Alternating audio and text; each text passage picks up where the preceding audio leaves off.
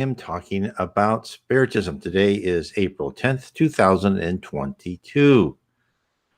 We're going to go over the Spiritist Review of 1859. We're going to go through three main subjects in that Spiritist Review: the secrets of children, study about mediums, and an article about self-serving mediums.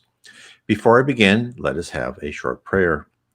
Dear Jesus, please help all of us who are on a journey of discovery about Spiritism, about our spirituality, about our purpose on earth, and please help open our eyes to what is all around and above us so we can see the signs and signals of how to improve ourselves and learn more about the true world around us. Amen. So if you are interested in Spiritism, please, if you want to learn more, go to my blog site, nwspiritism.com. And on that site, I suggest you download the free PDF, Spiritism 101, the Third Revelation. Now, if you don't want it in PDF, it's also available in paperback, Kindle, and in Audible format. In fact, I have on the right-hand side navigation bar on nwspiritism.com. I have all of my books for sale. But of course, the Spiritism 101, the Third Revelation, is free on PDF. It's also in French, free on PDF. So you can get it any way you would like it. It's a good introduction. Then after that, I would just type in Allan Kardec space PDF and look up Allan Kardec books, the book he codified, the Spirits book, which is the Headwaters of Spiritism, and his other books. Now, let's get into the book today, the articles. And the first one is Dissertation from Beyond the Grave, called Infancy. Okay. Let's begin. You don't know the secret that children hide in their innocence. You don't know what they are, or what they were, or what they will become. Nevertheless, you love them. You cherish them as if they were a part of you. And in such a way that the mother's love for her children is considered to be the greatest love that one person can devote to another.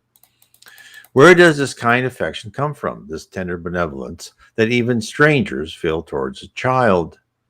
Do you know the answer? No. This is what I will explain to you. Children are beings that God sends into new existences. God gives them the look of total innocence so that they cannot complain of excessive severity. Even in a naturally malicious child, the defects are covered by the unconsciousness of their acts. Such innocence is not a sign of real superiority with respect to what they were before. No. It is the image of what they should be, and if they are not, they will be the ones to blame. But it was not to their benefit only that God gave them such looks. It was also, and above all, for their parents, whose love is necessary to their weakness, since such love would be substantially debilitated before an impertinent, intractable character.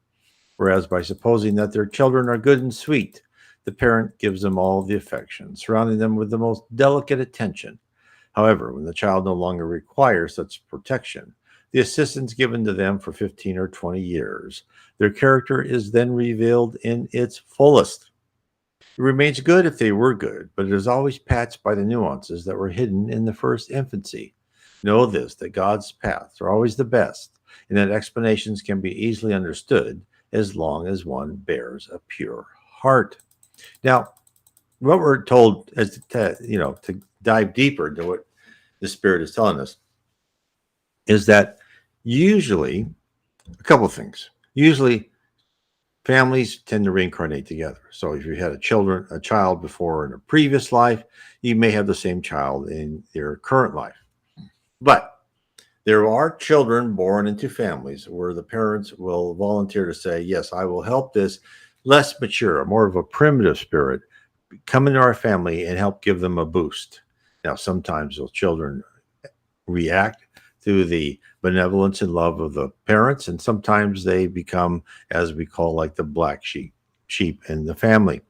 So you never know. So that's why sometimes you can have a family that all of good, all the really good people get that one person who doesn't quite fit in and a bit of a rabble rouser. So that's the explanation for that. Also, yes, again, in other parts of Spiritism, we're told that the true character comes out between 15 and 20. So your child is made to be malleable. That's why you have the childhood. So you can instill in you good, good habits, good practices, and love. Now, I think that's one of the reasons why teenage years are so difficult, because their true character is starting to come through. And sometimes they're wonderful characters, and sometimes they're a little bit difficult characters. Either way, it's probably difficult for a child where you have all of a sudden this more dominant personality seeps into them. It was very interesting.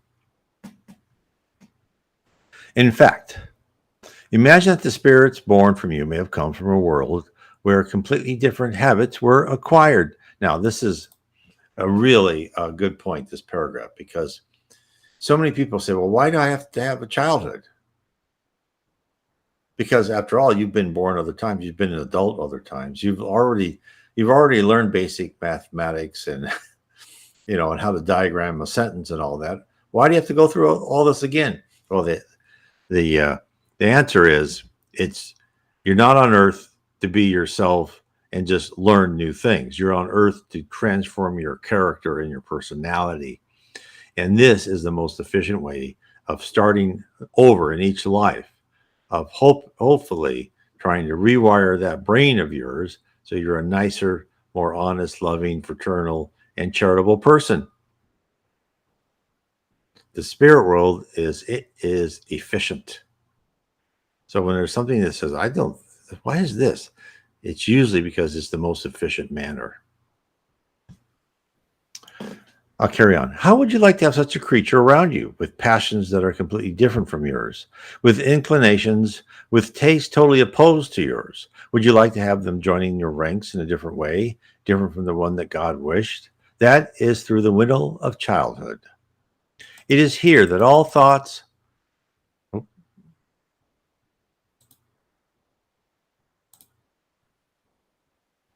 don't think this is okay. I did something. I clicked something on. Oh, let me bring it up. I clicked something on the Spiritist Review of 1858 incorrectly. Hold it 1 sec. Let me bring it up. Bring the window back up. It happens.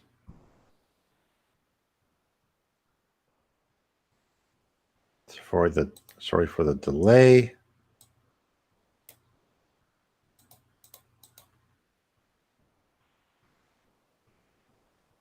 Nope. Okay, let me bring this up.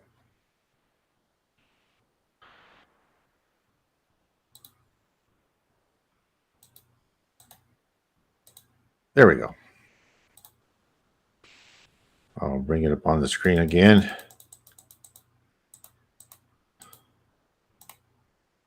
There.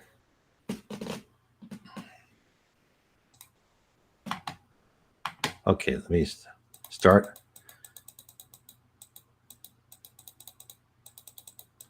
It is here that all thoughts, all characters, all varieties of beings come to blend, engineered by that multitude of worlds, the customs, the habits, and the relationships, and culture and relationships in this world new to you. With difficulty, you will handle a language that you are not used to speak, a language even more lively than your current thought. Infancy has another utility. The spirits only get into the corporeal life for their improvement, their betterment.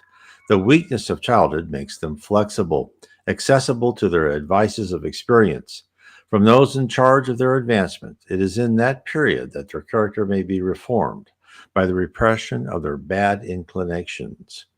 Such is the duty that God has conferred the parents with, a sacred mission for which they will respond. Thus, childhood is not only useful, it is necessary and indispensable, but also a natural consequence of the laws established by God, laws that govern the universe. So again, what they say here is that you may have come from another planet.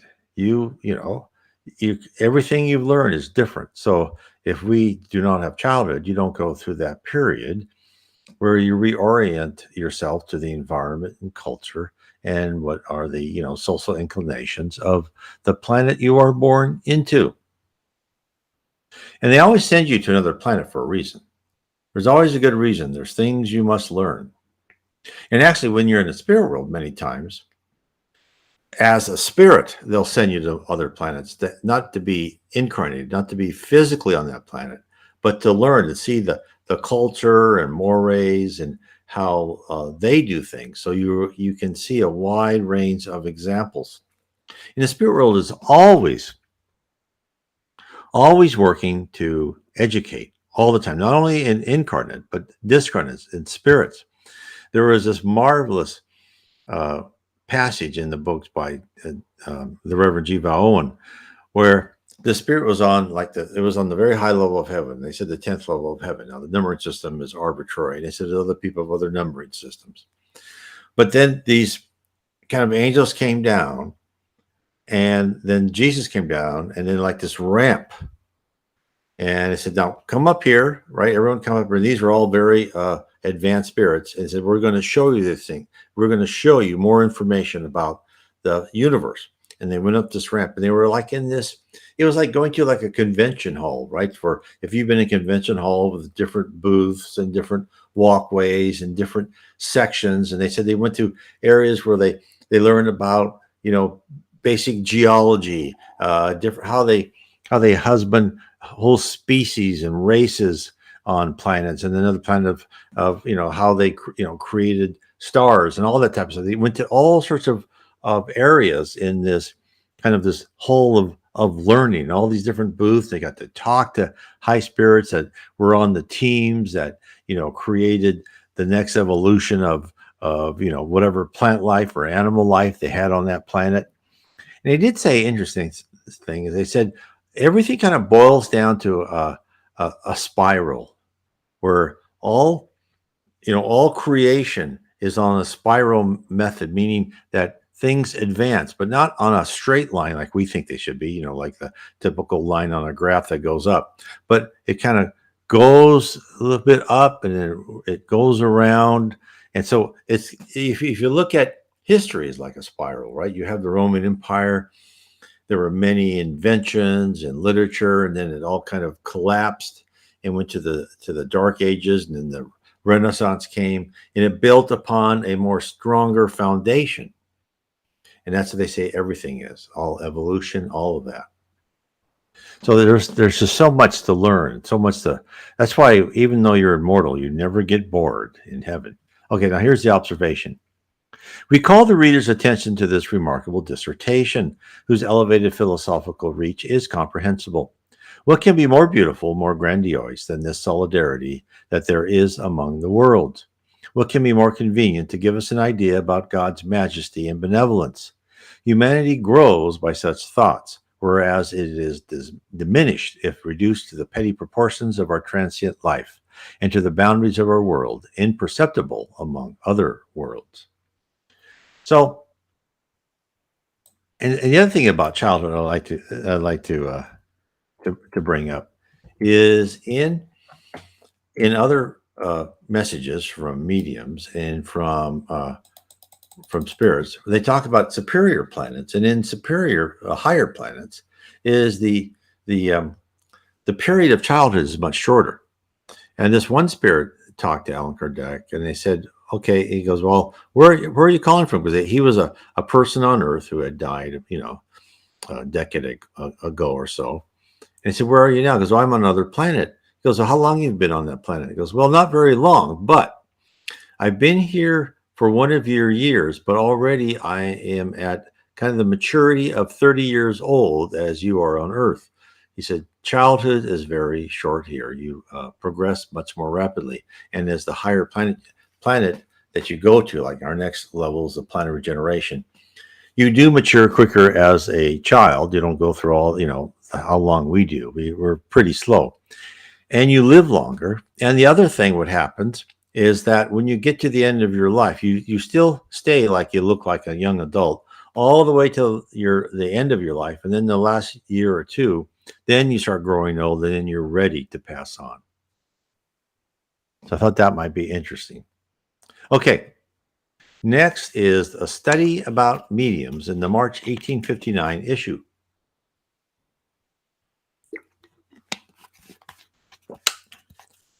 Get a drink of water there. Okay, I'll start. As interpreters of the Spiritist communications, the mediums have an extremely important role.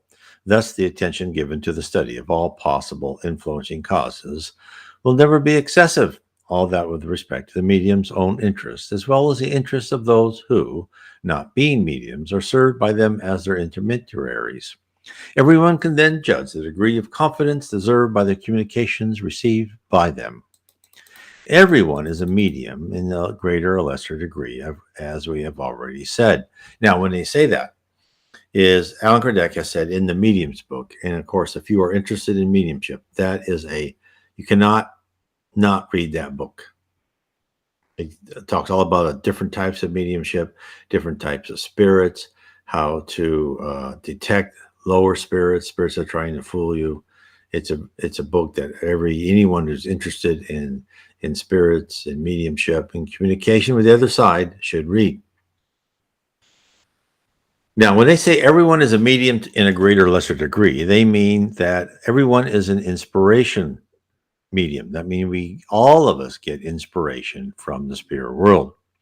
Now, the goal that we need to have is to get our inspiration to make sure, because we get inspiration from higher spirits and we get inspiration from lower spirits. And that's why we need to learn to utilize our conscience to filter out inspirations that are inferior, that are detrimental to our growth as a spirit. Okay, I'll carry on. That name, however, has been conventionally given to those who present patent and facultative manifestations, so to speak. Well, the aptitudes among them are widely diverse. Talking about mediums, one can say that each medium has their speciality. At first examination, there are two well-established categories: the mediums of physical effects and those of intelligent communications. The latter ones present a large variety, being the principal. The writing or psychographic mediums, the drawing mediums, the speaking, hearing, and clairvoyant mediums. The mediums of poetry, musicians, and the polyglots are subclasses of the writing and speaking mediums. We will not return to the definition of these several classes. We just want to recollect and succinctly remember the whole picture for a better explanation. From all sorts of mediums, the most common of that is psychography, as this is the easiest type, which can be acquired through exercise. That is why, and rightly so, the desires and efforts of the aspiring mediums are geared toward it. It also presents varieties equally found in other categories: the mechanical writers and the intuitive writers. In the former case, the movement of the hand is independent of the medium's will. The hands move by itself. The medium is not aware of what he writes. His thoughts can even be somewhere else. With the intuitive mediums, the spirit acts upon the mind. His thoughts cross the thoughts of the mediums, and if we can say so, but without confusion. As a consequence, the medium is aware of the writing, sometimes even having an earlier awareness, since the intuition precedes the movement of the hand. However, the expressed thought is not that of the medium. And that's a lot of mediums. Psychograph, that's what, now, the great Brazilian medium, Chico Xavier, psychographed more than 450 books when he was alive. He's now up to 500 and something books, but they, published after his death. And they would talk to him, and he would write. Now, and even those who then just say their hands mechanically move. But there are other types, like the books by Yvonne Pereira, which is the Memoirs of a Suicide. And in this type of medium, they're actually like taken into the environment of the spirit. And they write, and then they come back, and then they write what they've been told, or they write what they see, or they write what they felt. They actually go into the spirit world, and then they're there to write their narrative of what that is. So And of course, the book by Yvonne Pierre, the Memoirs of Suicide, one of the best books I have ever read. I recommend that completely. Okay, I'll carry on. A very simple comparison helps us to understand the phenomena. When we want to talk to someone whose language we ignore, we use the support of an interpreter. The interpreter is aware of the thoughts of the inter, interlocutors. I think I'm pronouncing that wrong. I haven't pronounced that for a long time. He must understand them in order to be able to express them. However, those are not his thoughts. Thus, the role of an intuitive medium is the same as that of an interpreter between the spirits and us. Experience has taught that the intuitive as well as the mechanical mediums are equally good, equally capable of receiving and transmitting a good communications. As a means of convincing, the mechanical medium have more value, no doubt about it, but once conviction has already been acquired, there is no useful preference. Attention should be entirely concentrated on the nature of the communications, say about the aptitude of the medium for receiving communications from bad as well as the good spirits. This summarizes the whole issue, and this is of the essence, since this is the only means of determining the degree of confidence that the medium deserves. This is the result of study and observation, and that is why we recommend our preceding article about the hurdles to the mediums, which I talked about in our last live stream. With the intuitive medium, the difficulty lies in the distinction of their thoughts from those that are suggested. The medium also faces that difficulty. The suggested thoughts seem so natural to the medium that it is frequently taken by their own thoughts, and therefore the medium doubts his faculty. And of course, this is what you read it more in spiritualist literature, is why many mediums reject their talent. And in fact, the Reverend Jiva Owen, who was a wonderful medium, said he spent 10 years not believing that he was actually talking to the other side. He thought it was his own thoughts. Finally, he was convinced. So usually mediums are reluctant because they don't want to, because they're, first of all, these people are mostly, not always, but mostly very honest and upright people. And they do not want to say, I'm writing this as from a spirit when they're not sure. And is absolutely correct. The thoughts seem so natural that, are these my thoughts or are someone else's thoughts? So it's tough. Being a medium is not like someone's, calling you on the phone, your cell phone, you dial it and you can actually hear the words and see the text and know everything perfectly. It's not easy. And when mediums make mistakes, which they always will, because they have to translate what they're being told through their own brain or their own experiences and their own point of view and their own knowledge of what the world's about. So it's an extremely difficult task. Okay, I'll carry on. Then, among the evocation in which the mediums will take part in, there will be 1,001 circumstances, a lot of private information, particulars that the medium cannot have any previous knowledge about, which undeniably indicate total independence of the spirit. And talking about that, I was in a medium's meeting, and at the end of the meeting, this lady had a message that she wrote down for my wife and I from the spirit world. And she said, look, I go, when the spirit came to me, they wanted me to write this. This was in Brazil. He goes, they wanted me to write this in English. And I said, no way. I can't do it. And so all they said was, hi, Brian and Anna. And then it went into Portuguese. They really wanted the whole communication to be in English. But she said, no, I can't do that. So, I mean, again, that was a great on her part saying, I'm not capable of that. But it just shows you that it's not an easy profession. Okay, let me carry on. The different varieties of mediums rest on the special scales whose principle we don't understand well so far. At first sight into the persons who did not carry out a systematic study of this science, it seems that it is not more difficult to write poetry than prose. One would say particular if the medium is mechanical or unconscious, that the spirit can make him write in a foreign language as well as make a painting or write music. However, that is not the case. Although we see paintings, poetry, and music produced by mediums that in their normal state are not painters, artists, poets, or musicians, it is certain that not all of them are capable of producing these things. Despite their ignorance about those arts, they have an intuitive faculty with a flexibility that transforms them into the kindest instruments. This is what Bernard Palissy responded when asked about his choice of the medium Victorien Sardou, who could not paint and still produced his remarkable paintings. That is because I find him more flexible, he said. The same applies to other abilities. And what an interesting thing, we have seen spirits refusing to dictate poems through mediums that are familiar with poetry, while dictating delightful verses to others who are ignorant about the rules of poetry. This demonstrates once more that spirits have free will and that any attempt to submit them to our caprices are useless. And from the previous observations, it results that the mediums must follow the impulses that are natural to them, according to their own abilities. And of course, absolutely. And the other thing I'd like to say and add to what is being written here is that the level of the spirit will be attracted to the level of the medium.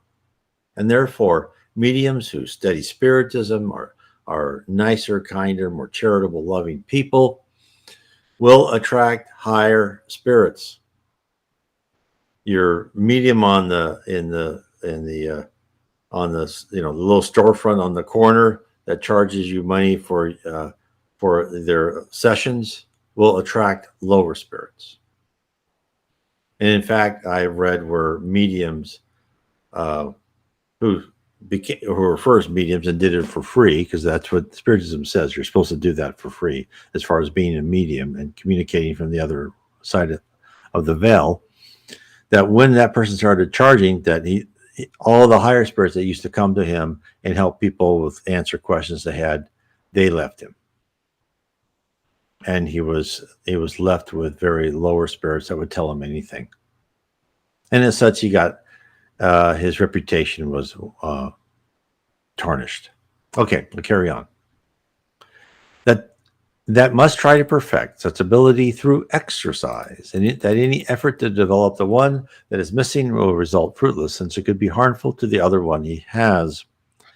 Forcing our talent would yield no grace, as La Fontaine said, which we could add, we would not do anything good.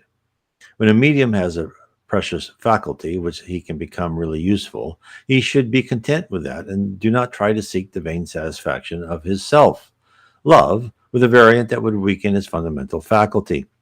In any case, a given faculty has to be modified, as it is frequently does, or if the medium has to acquire a new faculty, it will all come spontaneously and not as a result of the medium's wishes.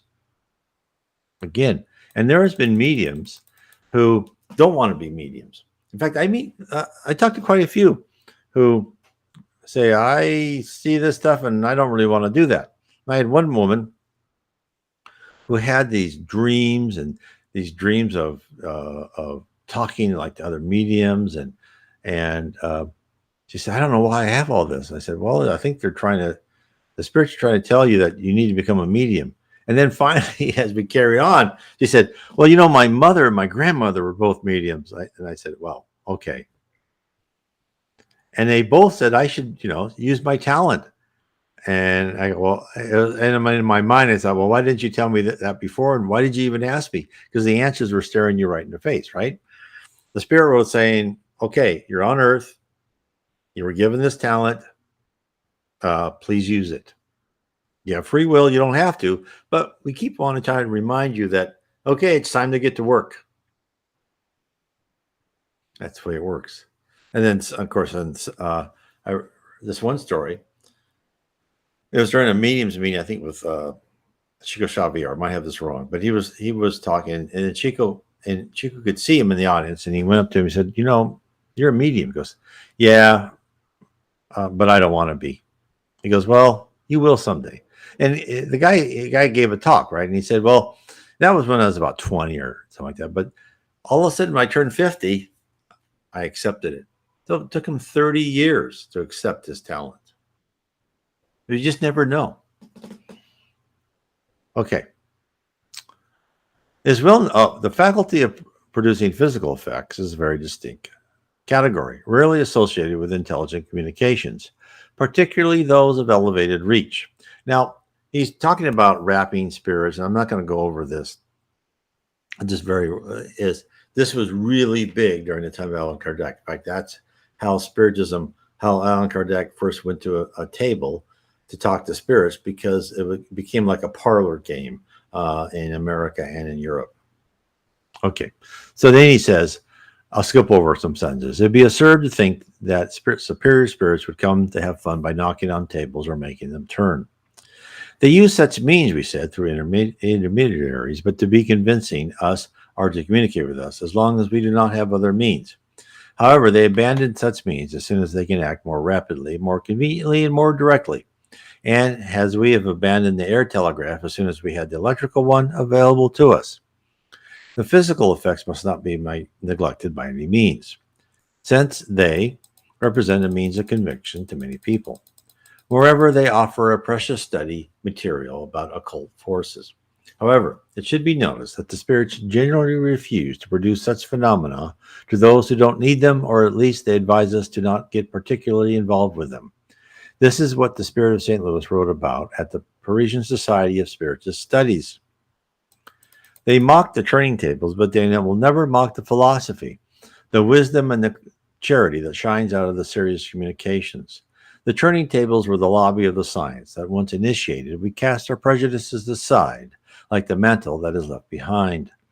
You'll never be advised enough to turn your meetings into serious centers. May the physical demonstrations be done elsewhere. That one you may see and hear somewhere else, but among you may there be love and understanding. How do you expect to be seen through the eyes of superior spirits when you make a table turn? Ignorant.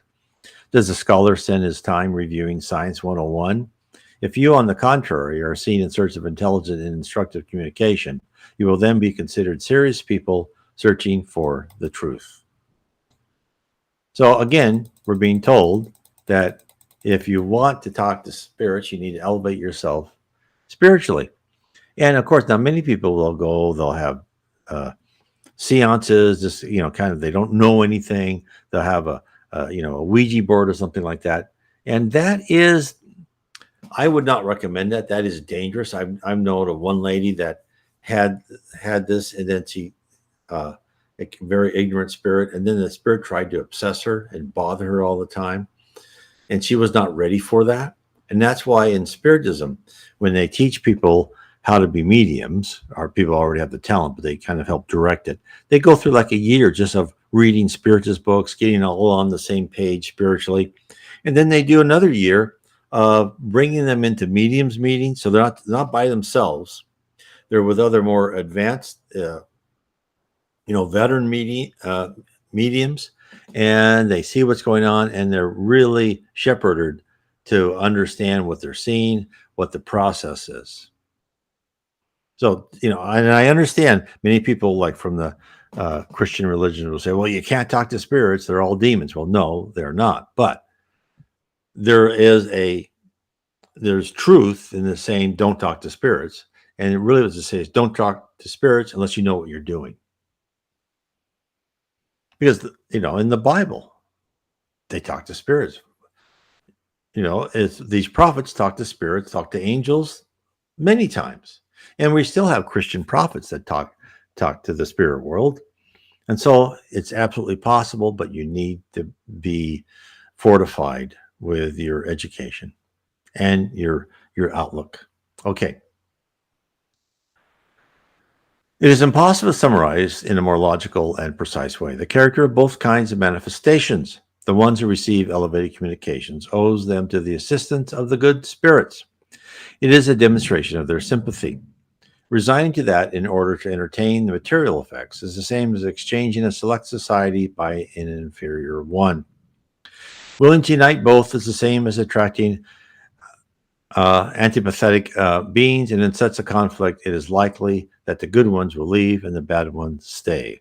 Having said that, there is no disregard for the mediums of physical effects. They exist for a reason, and their objective is providential. They do an incontestable service to the Spiritist science, but when a medium has a faculty which puts him In contact with superior spirits, we do not understand that the medium would resign from that faculty or even wish others, unless out of pure ignorance. Frequently, the desire to be everything may in the end transform the medium into nothing. So, in essence, he's saying if you're a medium and you have a talent in one direction, don't try and change it. Try to make it better and improve it.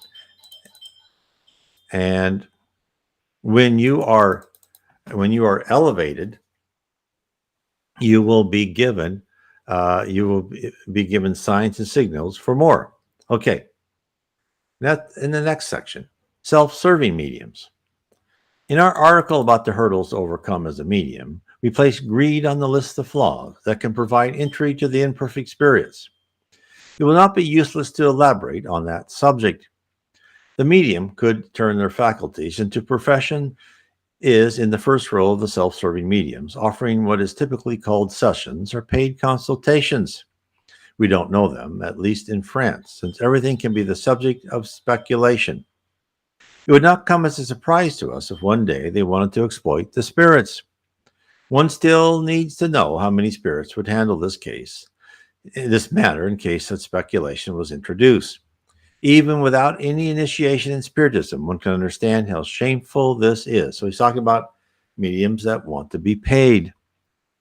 However, those who only know, even if a little, the difficult conditions required by the communication of the good spirits with us, and the little which is needed to send them away, as well as their rejection towards anything representing a selfish interest, will never be able to admit that the superior spirits may serve the caprices of the first one to evoke them at some sort of hourly rate.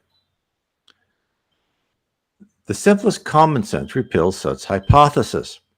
The evocation of your father, your mother, your children, and your friends through similar means, wouldn't that also be sacrilege? For some reason, there's like noise in the background, so try to please ignore that. There is no doubt that one can obtain communication through such a mode, but God knows from which source. The frivolous liars, naughty gesture spirits, the whole crowd of inferior spirits always come. They are always ready to answer to anything. St. Louis, as the spirit, was telling us the other day at the society, evoke a stone and it will respond to you. Those who want serious communications must, before anything, be informed about the nature of the sympathies between the medium and the beings from beyond the grave. The communications fed by the ambition of profit can only inspire a really mediocre confidence. Self-serving mediums are not the only one that could demand a given payment. Self-serving is not only translated as the expectation of material profit, but also by greedy thoughts of any kind, through which personal hope may be founded. Furthermore, it is an anomaly which the gesture spirits know how to use very well, taking advantage of that which is really remarkable skill and insolence, feeding with deceptive illusions from those who position themselves under their dependence. In summary, mediumship is a faculty given for the good, and the good spirits stay away from whoever intends to transform it into a ladder to reach any goal that is not in the designs of providence. Selfishness is the ulcer of society. And in fact, that's what Spiritism says. What is the greatest thing that holds us back from becoming better people? It's selfishness. The good spirit fights it. Therefore, it is not possible to suppose that they may come to stimulate it. This is so rational that it is useless to insist on that point. The mediums of physical effects are not in the same category. Unscrupulous inferior spirits who are not concerned about moral sentiments produce these effects. This type of medium who wanted to exploit his faculty could easily find spirits who would assist him. However, we would still have another inconvenience. As with the medium of intelligent communications, the one of physical effects have not received his faculty for his own pleasure. It has been given to him on the condition that it is used properly. If it is abused, it can be taken away from the medium or converted into a loss, as, in reality, the inferior spirits are under the command of the superior one. Okay, so I don't want to go too far on this, but I think I've explored this enough today. And so therefore, if you are interested in Spiritism and learning about the spirit world and who you are, is I suggest, first of all, you download my free book at my site, nwspiritism.com. Again, it's in PDF, Spiritism 101. And then I would also, if you want to learn more about who you are, the world in which you live, I would recommend you get the book, The Spirit Realm, Spiritism has revealed the reality of our existence. And it's available in paperback, Kindle, and in Audible format. Thank you for tonight. And remember, Monday and Tuesday, we